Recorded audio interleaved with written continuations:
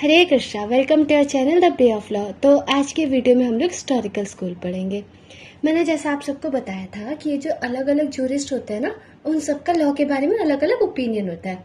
तो जिनके सिमिलर से थोड़े व्यूज थे, उनको हमने एक स्कूल में डाल दिया। मतलब हमने बाइफरकेट किया, ऐसे कोई डिवीजन नहीं था स्कूल को, हमने अपने कन्वीनियंस के लिए डिवीजन किया है।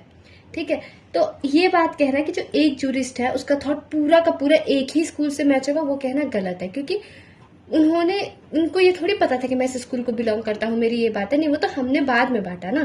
तो ऐसा ही है कुछ हिस्टोरिकल स्कूल का। तो जो हिस्टोरिकल स्कूल है ना, उनका मेन क्रक्स क्या है, मतलब जो उनके जूरिस्ट है, मेन बात किसे वो सब किस कॉमन बात को मानते हैं। तो उन सबका ये मानना है कि जो अगर हम लॉ के ओरिजिन की बात करें तो वो हिस्ट्री है। ठीक है, जो पास्ट है ना लोगों का, वही है लॉ का ओरिजिन। जैसे एनालिटिकल स्कूल है, वो उसको ओरिजिन से मतलब नहीं है, बस उसको ये कहना है कि जो लॉ है वो सॉवरीन से आया है। ठीक है, उनका बस इतना मानना है। लेकिन जो हिस्टोरिकल स्कूल है, उनका मेन एम्फेसिस रहता है लॉ को पढ़ने में नहीं, लेकिन ये जानने में कि लॉ का सोर्स क्या है, कहाँ से वो उत्पन्न हुआ है, कहाँ से वो जेनरेट हुआ है, जो कि हिस्ट्री से हुआ है, जो कि मतलब जैसे हमारी सोसाइटी थी वहां से हुआ है। अब आप सोचोगे सोशियोलॉजिकल स्कूल भी है और हिस्टोरिकल स्कूल, दोनों में सोसाइटी, हाँ दोनों में सोसाइटी वाली बात है, लेकिन एक डिफरेंस है। डिफरेंस ये है, जो सोशियोलॉजिकल स्कूल है वो लॉ को सोसाइटी से कनेक्ट करके पढ़ते हैं। ठीक है, वो क्या करते हैं, लॉ को सोसाइटी से कनेक्ट करके पढ़ते हैं। लेकिन जो हिस्टोरिकल स्कूल वाले लोग हैं, वो लॉ को सोसाइटी से कनेक्ट करके नहीं पढ़ते, बल्कि वो ये पढ़ते हैं कि लॉ का रूट क्या है, लॉ आया कहाँ से, लॉ का सोर्स क्या है, ओरिजिन क्या है। ये एक बहुत फेमस कहावत में मानते हैं, उबी सोसाइटीज इबी लेक्स, जहाँ पे सोसाइटी है वहां पे तो लॉ होगा ही। उनका ये मानना है कि जो लॉ है वो लैंग्वेज की तरह है।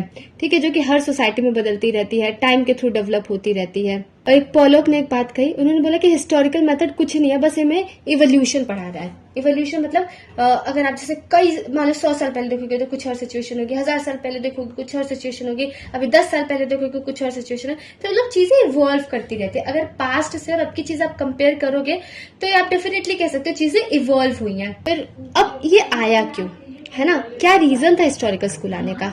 तो देखो, एक तो ये नेचुरल लॉ स्कूल के अगेंस्ट आया। मतलब जैसे नेचुरल लॉ स्कूल वाले क्या मानते थे कि जो लॉ है उसका ओरिजिन डिवाइन ओरिजिन है, मतलब वो भगवान से आया है। तो हिस्टोरिकल स्कूल वालों का ये नहीं कहना, उनका ये मानना है कि लॉ का कोई डिवाइन ओरिजिन वगैरह नहीं है, वो लोगों से आया है।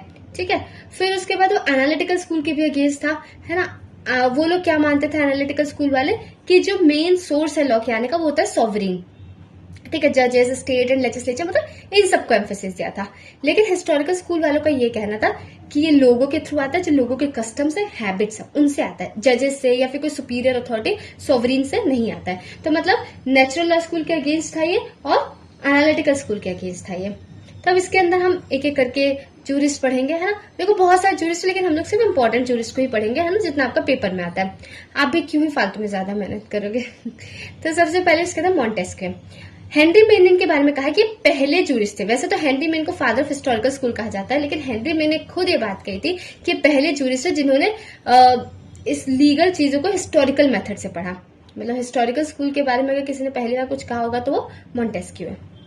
ठीक है, इनका ये मानना है, मतलब ये कहते हैं कि ये बेकार की बात है कि लॉ अच्छा है या बेकार है, इससे फर्क नहीं पड़ता है ना, कि लॉ अच्छा है बेकार है। बल्कि जो लॉ होता है वो तो सोसाइटी के ऊपर डिपेंड करता है, कैसी पॉलिटिक्स चल रही है वहां पे, किस तरीके का एनवायरनमेंट है, इन सब चीजों पे लॉ डिपेंड करता है ना। तो लॉ अच्छा बुरा हो ही नहीं सकता, वो तो सोसाइटी की जो डिमांड होगी, पॉलिटिक्स की, एनवायरनमेंट की जो डिमांड होगी, उस हिसाब से लॉ होगा। फिर मॉन्टेस्क्यू ने बात की, देखो जो डबल इन्वर्टेड कॉमर्स में है, प्लीज प्लीज प्लीज ध्यान से देख लेना, वो पेपर में पूछा जाता है, एमसीक्यू में आएगा। इतनी बड़ी वीडियो देखने के बाद अगर आप एमसीक्यू नहीं लगा पा रहे तो वेस्ट हो जाएगा। तो ठीक से पढ़ो, ठीक से रीड करो, मेमोराइज करो कि एमसीक्यू हो ही जाना चाहिए। हो जाएगा ना, हो ही जाएगा। तो उन्होंने क्या बोला कि जो लॉ है वो बहुत सारी चीजों पर डिपेंड करता है, जैसे क्या क्लाइमेट है, क्या लोकल सिचुएशन है ना, इन सब चीजों पर डिपेंड करता है। जैसे जैसे सोसाइटी की नीड बदलती है वैसे वैसे लॉ बदलता रहता है। तो लॉ इस तरीके का होना चाहिए जो उस प्रेजेंट टाइम पे, है ना, उस जगह पे जो सोसाइटी की नीड है उसे फुलफिल करे। इनका फेमस वर्क था द स्पिरिट ऑफ लॉस। देखो बहुत सारे फेमस वर्क है, लेकिन पता मैंने सब नहीं लिखा, जो पूछा जाता है ना मैंने वही लिखा है। तो सबने, और जिनका नहीं पूछा जाता, जिन जूरिस्ट का, उनका मैंने फेमस वर्क लिखा भी नहीं है। ठीक है, तो ये था मॉन्टेस्क्यू। तो मॉन्टेस्क्यू की सबसे इंपॉर्टेंट चीज क्या थी, बहुत ज्यादा इन्होंने कुछ नहीं बोला था, लेकिन हाँ इन्होंने एक चीज बोली थी कि जो लॉ है it is a creation of the climate, local situation, accident और इम्पोस्चर। ठीक है, इसके बारे में बोला। फिर इसका सेविग्नी, सेविग्नी का हिस्टोरिकल स्कूल में और हेनरी मेन के बारे में बहुत ज्यादा पूछा जाता है। इन्हें मतलब फादर ऑफ हिस्टोरिकल स्कूल कहा जाता है सेविग्नी को। पता है कार्ल वॉन सेविग्नी को, मैंने ना जैसे सीईटी पीजी का पेपर दिया था तो उसमें क्वेश्चन था, मुझे जस्ट अभी याद है, उसमें ना ये वाला क्वेश्चन आया था कि कौन से जूरिस्ट को डार्विनियन बिफोर डार्विन कहा जाता, तो ही वॉज कार्ल वॉन सेविग्नी। इन्होंने जैसे डार्विन ने इवोल्यूशन का कंसेप्ट दिया था, है ना, इवोल्यूशन के बारे में बताया।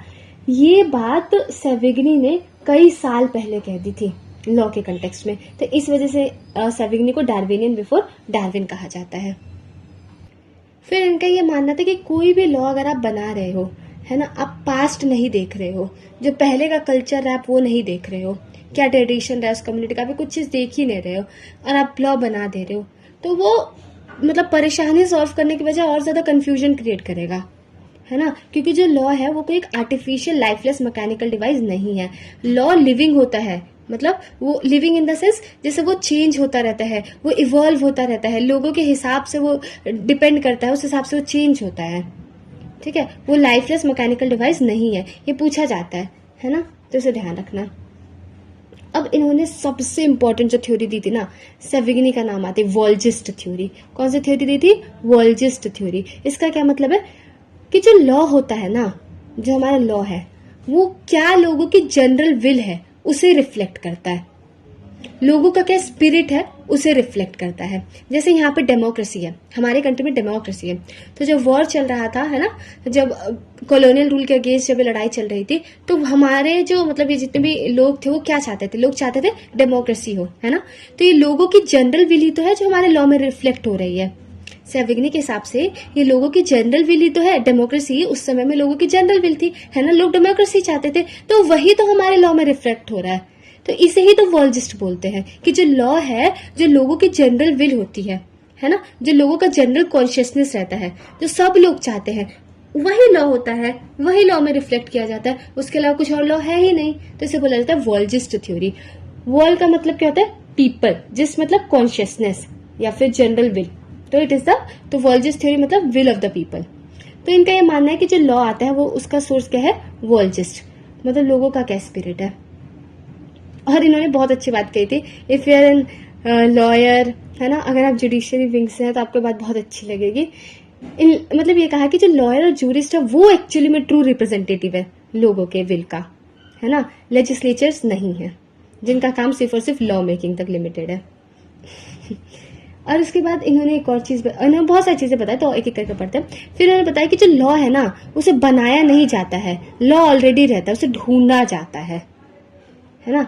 और लॉ कहाँ पे कैसे ढूंढते हैं? जैसे लॉ जो रहता है वो कस्टम्स के थ्रू आता है, हैबिट्स के थ्रू, ट्रेडिशंस के थ्रू, है ना, ऐसे आता है। फिर अगली चीज, लॉ की कोई यूनिवर्सैलिटी नहीं रहती। अच्छा, आपने जब नेचुरल लॉ स्कूल पढ़ा था तो लोगों ने क्या बोला कि जो लॉ रहता है वो यूनिवर्सल रहता है, मतलब फर्क नहीं पड़ता लोगों से, जगह से, लॉ जो रहता है वो सेम ही रहता है। नेचुरल लॉ स्कूल वाले ये चीज कहते थे, लेकिन देखो जो सेविग्नी है उन्होंने क्या कहा कि जो लॉ है वो यूनिवर्सल नहीं रहता, है ना, वो लैंग्वेज की तरह है। जैसे लैंग्वेज, अब इंडिया में देखो कितने सारे लैंग्वेज है ना, तो जगह हर जगह पे बदलता रहता है, वो लोगों पे डिपेंड करता है।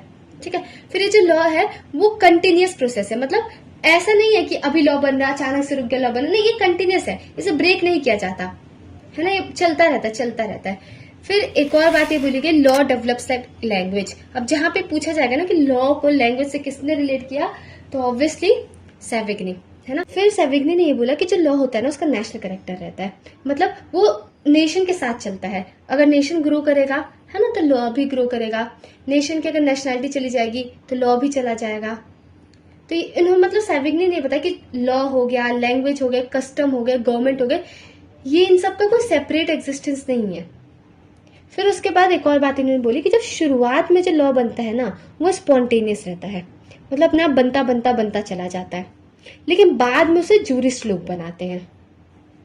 ठीक है, मतलब शुरुआत में तो जैसे लोगों की नीड्स रहती हैं उस हिसाब से अपने आप लॉ बनता चला जाता है, लेकिन फिर एक पॉइंट पहुंच जाता है ना, मतलब एक लेवल ऑफ सिविलाइजेशन आ जाता है, उसके बाद क्या होता है, लॉ को जूरिस्ट लोग बनाते हैं। काफी समय बाद स्टेज आता है। देखो, अगर मैं एक आपको बात बताऊं ना, किसी भी जूरिस्ट, देखो कोई गलत बात कही ही नहीं है, ठीक है। अगर हम बोले कि एक जूरिस्ट पूरा सही है, नहीं, ऐसा नहीं है। देखो सबने ना किसी किसी पर्टिकुलर एस्पेक्ट को टच किया है, किसी ने भी ओवरऑल नहीं कहा है ना। जैसे सेविग्नी की बात सही है, बहुत सारे लॉज जो हमारे हिस्ट्री से ही आए हैं, हमारे कस्टम से आए हैं। जैसे हमारा फैमिली लॉ, ये एग्जाम्पल है कि हमारे जो लॉज है कस्टम से आए हैं ना।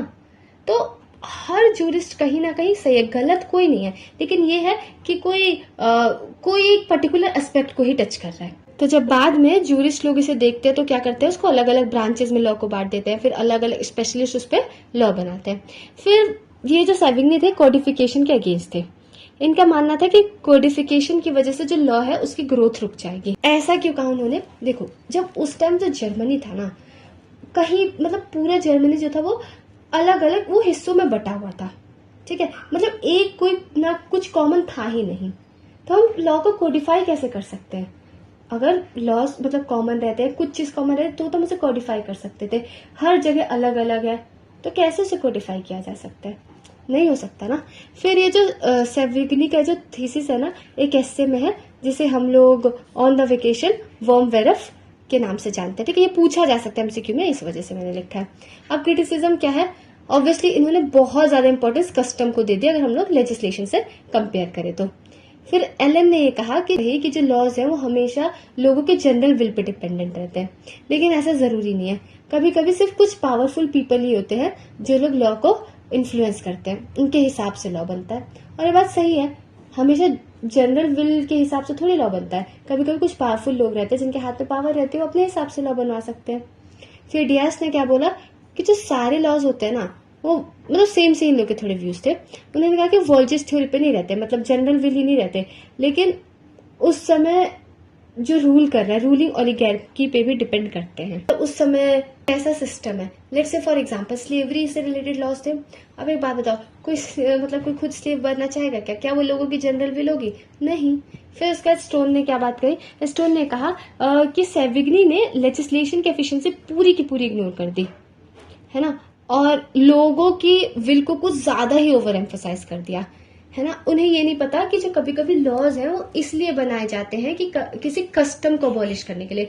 जैसे सेविग्नी ने क्या कहा कि कस्टम से ही लॉ बनता है, लेकिन स्टोन ने कहा कि कभी कभी लॉ बनाए जाते हैं उन कस्टम को हटाने के लिए। जैसे विडोज रीमैरिज एक्ट, है ना, अबॉलिशन ऑफ सती, ये सब कस्टम्स थे, लेकिन लॉ बने इन सबको हटाने के लिए। तो सबसे इंपॉर्टेंट बात सेविग्नी की क्या थी? वॉल्जिस्ट थ्योरी, ठीक है। क्या थी? वॉल्जिस्ट थ्योरी। सोना नहीं है, जगो जगो, सुनो। फिर बस अब तो होने वाला है, 2 जूरिस्ट हो गए ना। एक इंपॉर्टेंट जूरिस्ट आपने पढ़ लिया। अब सर हेनरी मीन, ठीक है, इन्हें सोशल डार्विनिस्ट कहा जाता है। डार्विनियन बिफोर डार्विन ने सोशल डार्विनिस्ट, ठीक है। इनका नहीं पूछा जाता है ज्यादा, है ना, सेविग्नी का ही पूछा जाता है। तो इनको इंडियन लीगल सिस्टम की काफी डीप में नॉलेज है। ये कोडिफिकेशन लेजिस्लेशन में मानते थे, सेविग्नी जैसे नहीं थे। अब देखो इनके हिसाब से लॉ कैसे डेवलप हुआ। इनके हिसाब से ना सोसाइटीज ना 2 तरीके की होती है, एक होती है स्टैटिक सोसाइटी, एक होती है प्रोग्रेसिव सोसाइटी। स्टैटिक सोसाइटी मतलब जिसमें डेवलपमेंट नहीं रहता, डेवलपमेंट नहीं हो पाता, वो ऐसे के वैसे ही रहते हैं। और प्रोग्रेसिव सोसाइटी मतलब जिस सोसाइटी में डेवलपमेंट होता है। अब कौन सी सोसाइटी स्टैटिक होगी, कौन सी सोसाइटी प्रोग्रेसिव होगी, वो कैसे पता चलता था? तो यहाँ पे मेन ने बेटर फैमिलीज का कंसेप्ट समझाया। मतलब एकदम शुरुआती टाइम में क्या होता था कि स्टेटस वाला कंसेप्ट चलता था। स्टेटस वाला कंसेप्ट बोलूं तो लोहार का बेटा लोहार, सुनार का बेटा सुनार, धोबी का बेटा धोबी, नाई का बेटा नाई, डॉक्टर का बेटा डॉक्टर, है ना, पंडित का बेटा पंडित, इस तरीके का सिस्टम चलता था। तो जो सोसाइटी में अभी मतलब जहां पर सिर्फ ये सिस्टम चलता था, स्टेटस वाले सिस्टम, अगर मैं ये हूं तो जो सक्सीडिंग जनरेशन है उधर भी यही पास होगा, तो वो उसे स्टैटिक सोसाइटी बोला जाता है। वो डेवलपिंग सोसाइटी नहीं है, उनकी ग्रोथ रुक चुकी है। लेकिन वो सोसाइटी जो कि स्टेटस से हट के कॉन्ट्रैक्ट में आ रहे हैं, उन्हें प्रोग्रेसिव सोसाइटी कहा जा रहा है। मतलब अब लोहार का बेटा लोहार नहीं बनेगा, लोहार का बेटा चाहे तो डॉक्टर बन सकता है, समझ रहे हो? तो इसे मतलब वो कॉन्ट्रैक्ट के ऊपर अब बेस्ड है चीजें, है ना। कॉन्ट्रैक्ट मतलब समझ रहे हो कि जॉब करना, कहीं और एम्प्लॉयमेंट लेना, है ना, जैसे एक्सपेक्ट समझा रही है। तो समझ आ गया प्रोग्रेसिव सोसाइटी कौन सा? प्रोग्रेसिव सोसाइटी जो कि स्टेटस वाले सिस्टम से निकल के कॉन्ट्रैक्ट में आते हैं ना। मतलब ये नहीं कि लोहार का बेटा है वो लोहार ही रहता है, नहीं, वो डॉक्टर भी बन सकता है। जरूरी डॉक्टर का बेटा डॉक्टर बनेगा, वो सिंगर भी बन सकता है ना। जरूरी नहीं है कि लॉयर के बच्चे लॉयर बनेंगे, है ना। तो वो उसे बोलते हैं हम लोग प्रोग्रेसिव सोसाइटी। अब देखो उन्होंने कैसे समझाया, इन्होंने बताया कि देखो लॉ कैसे डेवलप होता है। तो 4 स्टेजेस होते हैं लॉ के। तो सबसे पहले होता है डिवाइन लॉ, है ना। डिवाइन लॉ मतलब कि पहले ज़माने में जब भी किंग कोई जजमेंट देते थे तो ऐसा माना जाता था कि वो भगवान की बोली बोल रहे हैं, मतलब जो भगवान का जजमेंट है ना, लेकिन बोल वो रहे हैं। एक चतुर की स्पीच थी ना, बोल वो रहा है शब्द मेरे हैं, तो मतलब इस तरीके से था वो कि ऐसा बोला जाता था कि ये जो है ये वर्ड्स भगवान के थे लेकिन बोल किंग रहा था। ठीक है, उसके बाद फिर क्या कहते हैं कि आई थिंक आपको सीन याद आ गया होगा। फिर दूसरा कस्टमरी लॉ, दूसरा स्टेज है ना। प्लीज आप लोग ऑफेंड मत होना, मैंने कुछ बस मैंने आपको हंसाने के लिए, थोड़ा सा एंटरटेन करने के लिए एग्जांपल दिया है। ठीक है, मैंने किसी चीज से रिलेट नहीं किया, किसी चीज को मतलब कोई ऑफेंस नहीं इंटेंड किया है ना। आप लोग लॉ के स्टूडेंट हो ना, तो पहले ही डिस्क्लेमर दे देती हूँ। तो दूसरा है कस्टमरी लॉ। कस्टमरी लॉ दूसरा स्टेज है कस्टमरी लॉ। इसमें क्या होता था कि बहुत समय से कोई प्रथा चली आ रही थी ना, उसे हम लोग लॉ में क्रिस्टलाइज कर दे रहे थे। ठीक है, तो ये बोला कि जो चीज कस्टम सोसाइटी के लिए वही चीज लॉ है स्टेट के लिए। मतलब जैसे शादी जिस तरीके से होती थी, 7 फेरे होते थे, मतलब अलग जैसे शादी का जो कंसेप्ट होता था हिंदू मैरिज एक्ट में हम देख सकते हैं उस तरीके से बना दिया है ना। फिर तीसरा स्टेज है priestly class as a sole repository of customary law. इस समय क्या हुआ था कि जो किंग की अथॉरिटी है उसे ले ली गई थी। कौन ले रहा था किंग की अथॉरिटी? प्रीस्ट लोग, है ना, चर्च लोग, क्योंकि उनका ये मानना है कि उनको कस्टमरी लॉ सब पता है ना, वो लर्नड लोग हैं, रिलीजन के बारे में नहीं पता है ना, किंग को नहीं पता। फिर चौथा है कोडिफिकेशन, ये लास्ट स्टेज होता है डेवलपमेंट ऑफ लॉ।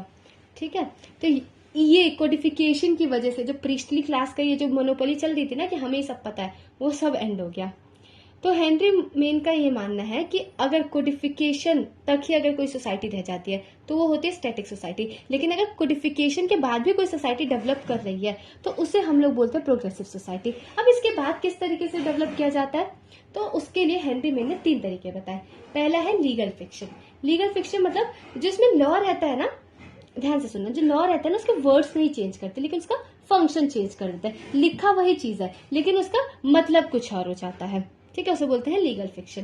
फिर होता है इक्विटी। इक्विटी मतलब जो कि ये ना इंग्लैंड से इंस्पायर्ड है ना। इक्विटी मतलब क्या कहते हैं कि just rules, fair rules, natural justice, ये सब क्या है इक्विटी के अंदर आता है ना। उसके बाद फिर मोरालिटी के ऊपर जो चीजें हैं।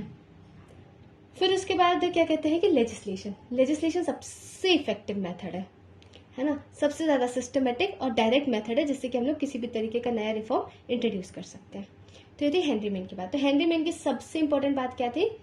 Movement from status to contract. Status to contract के बारे में बताया उन्होंने, स्टैटिक सोसाइटी और प्रोग्रेसिव सोसाइटी के बारे में बताया था। ठीक है, कोई डाउट होगा तो मेंशन कर देना। फिर लास्ट बुक था, छोटा सा, बहुत छोटा सा पढ़ने इसके अंदर। ये सेविग्नी के मतलब बहुत स्ट्रॉन्ग सपोर्टर थे इनकी, और सेविग्नी की बहुत ज्यादा बातें सिमिलर सी हैं। मतलब एक तरीके से सेविग्नी की बात को इन्होंने थोड़ा और मॉडिफाई किया, थोड़ा सा और डेवलप किया। तो इनका ये कहना है ना कि जो नॉर्मली स्टेट है वो इंटरफेयर नहीं करती है ना। स्टेट तभी आती है, मतलब नॉर्मली तो जो लोग ही हैं, पीपल ही हैं, वही लॉ के सोर्सेज है, उन्हीं से लॉ इमेनेट होता है। लेकिन स्टेट तब आती है जब जनरल विल में और इंडिविजुअल विल में जब कंफ्लिक्ट हो जाता है ना, तब स्टेट को इंटरफेयर करना पड़ता है। ठीक है, फिर उन्होंने 2 कंसेप्ट दिए, एक कंसेप्ट ऑफ कॉजा इंस्ट्रूमेंटलिस्ट और कॉजा प्रिंसिपलिस्ट, मतलब एक पीपल के लिए और एक स्टेट के लिए। तो जब भी कंफ्लिक्ट होगा इंडिविजुअल के विल में, मतलब एक पर्टिकुलर इंसान के विल में, पूरे कम्युनिटी एट लार्ज के विल में, है ना, तो वहां पे लॉ आता है, वहां पे स्टेट आ जाती है। तो बस यही था हिस्टोरिकल स्कूल में, कुछ और नहीं था। I hope it is clear. कोई डाउट है तो प्लीज बोलो, है ना, मन लगा के पढ़ाई करो, एकदम अच्छे से पढ़ाई करो। तो मैं पूरी कोशिश कर रही हूँ अच्छे से आपके सामने प्रेजेंट करूँ। आपको लगता है कोई और बेटर तरीका, प्लीज बताओ, है ना, तो ही तो इम्प्रूव हो पाएगा ना।